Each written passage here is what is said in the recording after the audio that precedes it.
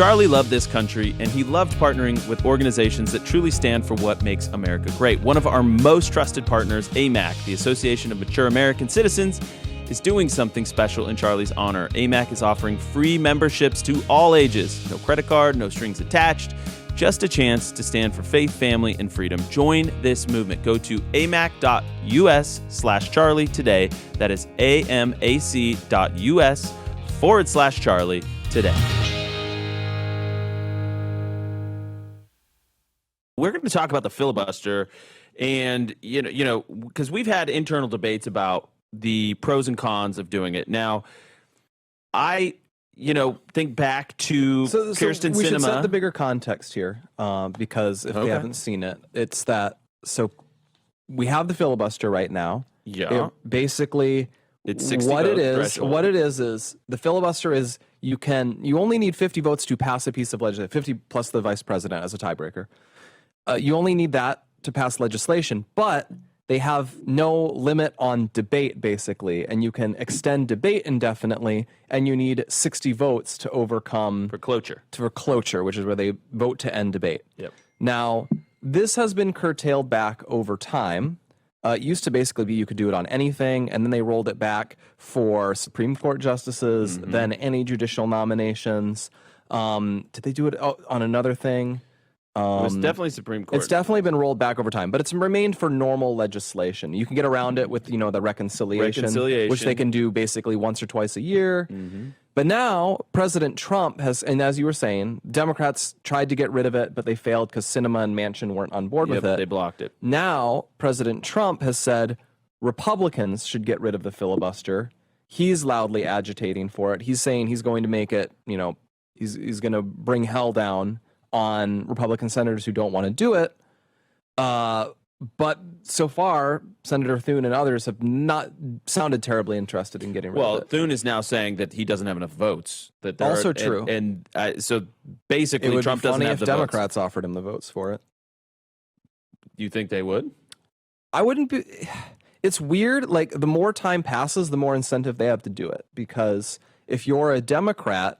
And I think the biggest reason to be hesitant about this is I think Republicans are putting themselves in a position where they might destroy the filibuster, take all of whatever backlash there is to be had for doing that, and then not do anything with it. All they'll do is they'll end the shutdown, and that's it.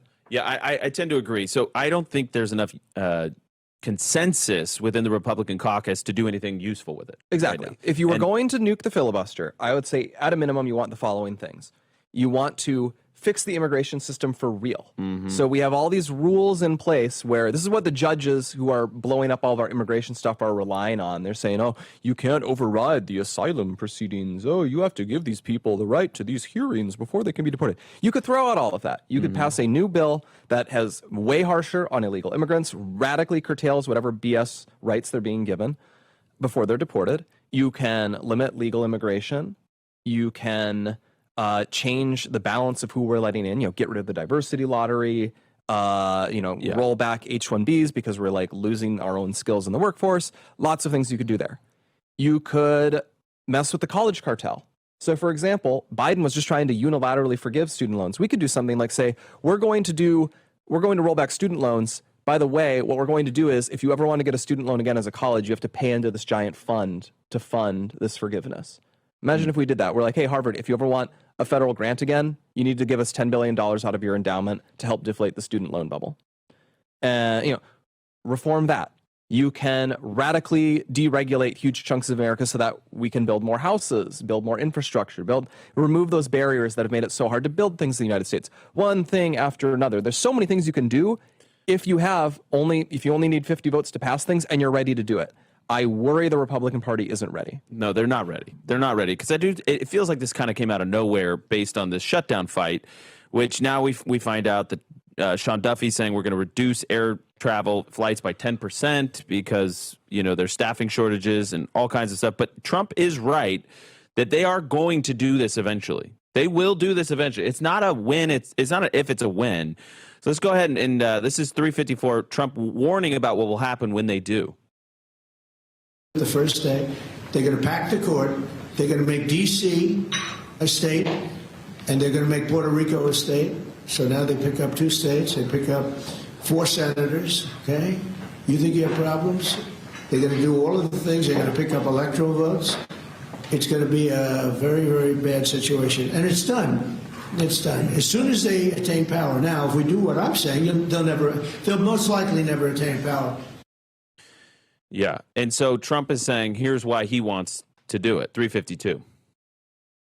It's time for Republicans to do what they have to do, and that's terminate the filibuster. It's the only way you can do it.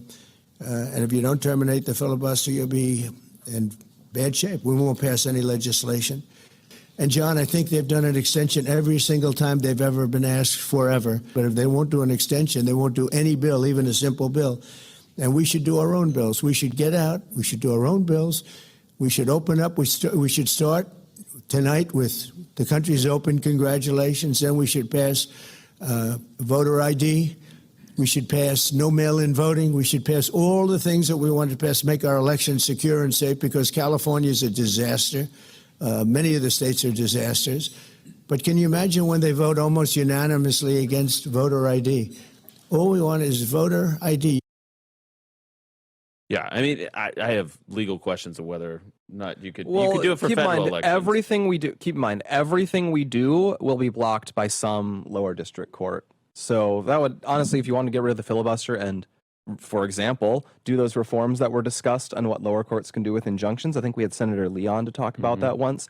That would be a great thing to pass. Yeah, no, absolutely. That would be injunction injunction reform. There's so many things you could do, and I bet the infamous Project 2025 probably has examples of things you could do. There's certainly many ideas out there. The question is, do you have Republicans ready to pass them? And the problem is you have a senatorial class that's gotten very spoiled. And a line I like to tell Charlie, and I've told other people, is the filibuster does not actually protect the minority.